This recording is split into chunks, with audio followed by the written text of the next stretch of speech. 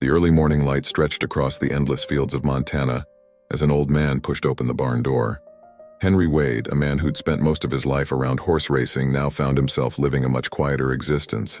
The days of roaring crowds and thrilling finishes were long behind him, replaced by the stillness of his modest ranch.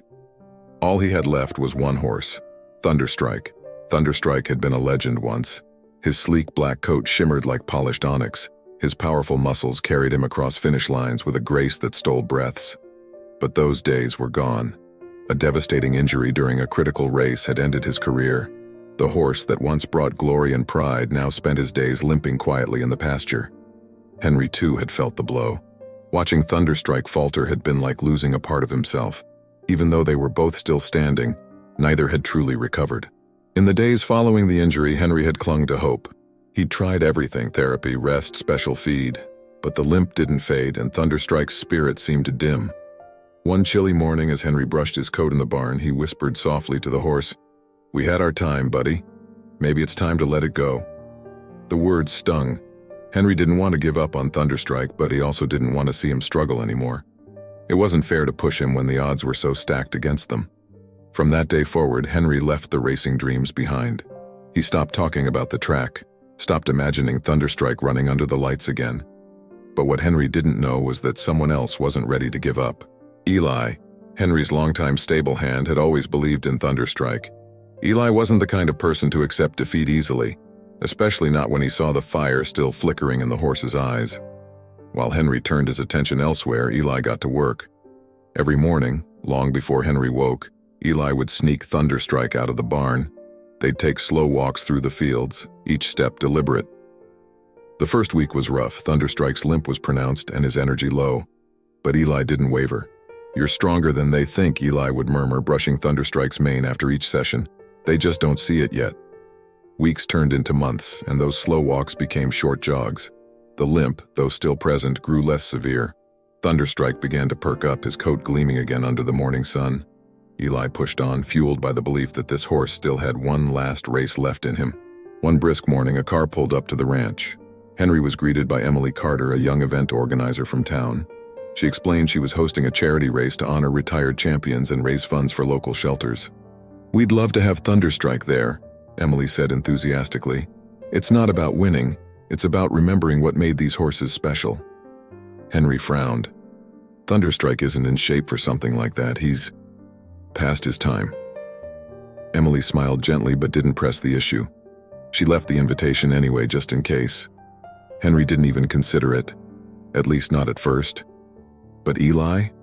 He saw it as the opportunity they'd been waiting for. Eli doubled down on his secret training sessions. He worked Thunderstrike harder, but always within reason, carefully monitoring every move. Some days were better than others. On the tough days, when Thunderstrike seemed to struggle more, Eli would kneel by his side and say, "You don't have to prove anything, but if you want to run again, I'm with you." The horse seemed to understand. Slowly but surely, Thunderstrike built up his strength. The fields became their sanctuary, a place where they could dream of the impossible without judgment. Henry, meanwhile, noticed Thunderstrike looking livelier. He chalked it up to the extra rest and attention Eli was giving him.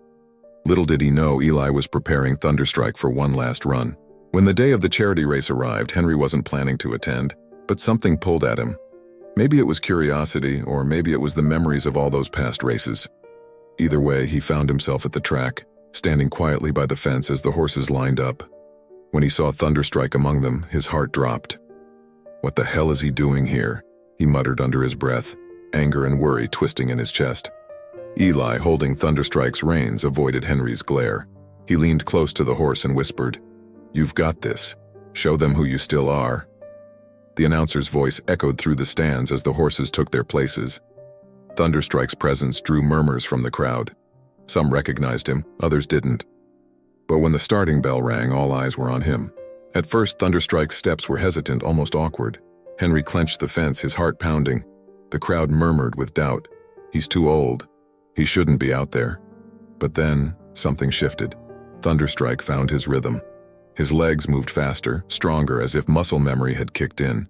The crowd grew louder, realizing they weren't just watching an old horse. They were witnessing a comeback. The final stretch was a blur of sound and motion. Thunderstrike trailed the leaders but kept gaining ground. Eli shouted from the sidelines, his voice barely audible over the roaring crowd. "Come on, boy, one more push." And Thunderstrike gave it everything. With a burst of speed that seemed impossible, he surged ahead, crossing the finish line first. The crowd erupted. Henry was frozen in place, tears streaming down his face. He hadn't just watched a horse win a race, he'd watched a friend defy every odd stacked against him. Eli walked Thunderstrike over, his own eyes glistening. "I told you," Eli said softly. He wasn't done. Henry placed a hand on Thunderstrike's neck, his voice trembling. "You proved me wrong, old friend. You still had it in you." That night, as the sun set over the ranch, Thunderstrike stood in his pasture, his head held high. He wasn't just a horse anymore. He was a symbol of resilience, of belief, and of the unbreakable bond between humans and animals. The ranch had always been a place of quiet resilience, but in the weeks following Thunderstrike's victory, it buzzed with an energy that even Henry couldn't quite put into words. The barn, once a symbol of weary days and long nights, had become a sanctuary of joy. Thunderstrike, now a celebrated champion, carried an aura of contentment as he roamed the pastures, his sleek black coat catching the sun's rays like polished obsidian. Yet beneath the pride in Henry's heart, there was also a quiet question. What came next? The answer came in the form of a small, wobbly-legged foal born on a crisp spring morning. Henry had noticed Thunderstrike lingering near one of the mares in the weeks after the race, his bond with her unmistakable. When the mare's time came, Henry stayed up all night in the barn, his weathered hands ready to help if needed. Thunderstrike stood nearby, his intelligent eyes focused on the scene, as if he understood the magnitude of what was unfolding. When the foal finally arrived, she was a perfect mix of her parents.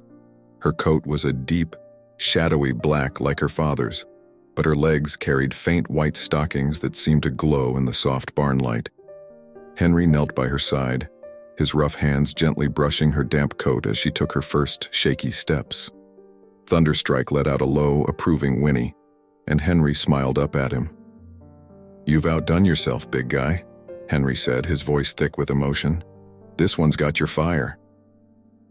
Over the following days, Henry dedicated himself to the care of the foal, whom he named Ember, for the tiny flame-like flickers of white on her legs. She was spirited from the start, her steps quick and eager even as her small frame stumbled over uneven ground. Thunderstrike was never far, his paternal instincts surprising even Henry. He would nuzzle Ember gently, guiding her back toward the mare whenever she wandered too far. Watching the two of them together stirred something profound in Henry.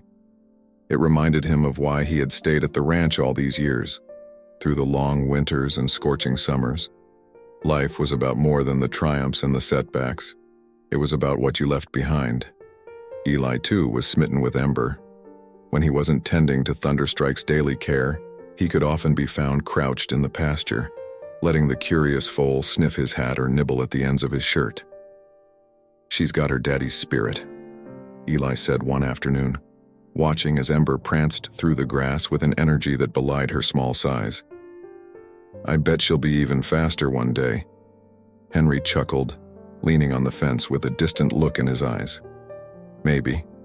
But speed's not everything, Eli. It's what's in here that counts."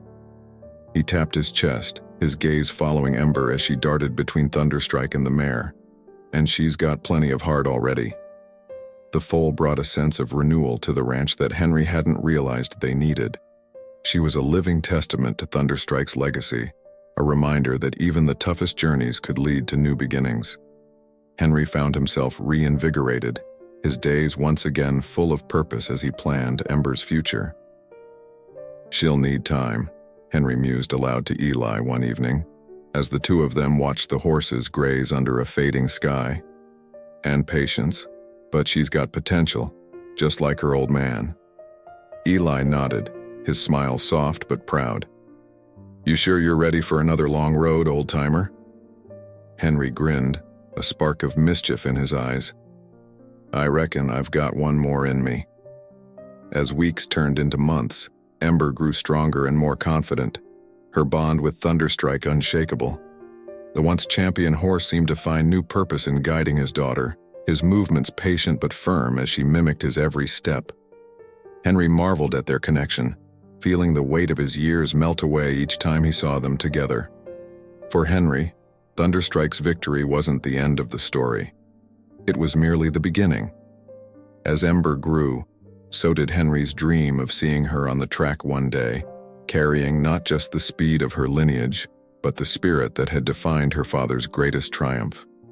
She was Thunderstrike's legacy, but she was also a symbol of something far greater, the enduring power of hope and the promise of brighter days ahead. And so, Henry kept his watchful eye on the foal that had reignited his own sense of purpose. Thunderstrike had given him the greatest gift of all, a reason to keep believing. Thunderstrike never raced again, but his story didn't end there. He became a local legend, a reminder that even when the world gives up on you, a little faith can bring you back. Henry and Eli often sat by the pasture watching him graze, knowing they'd witnessed something truly extraordinary. If Thunderstrike's story moved you, share it with someone who needs a reminder that second chances are always worth fighting for.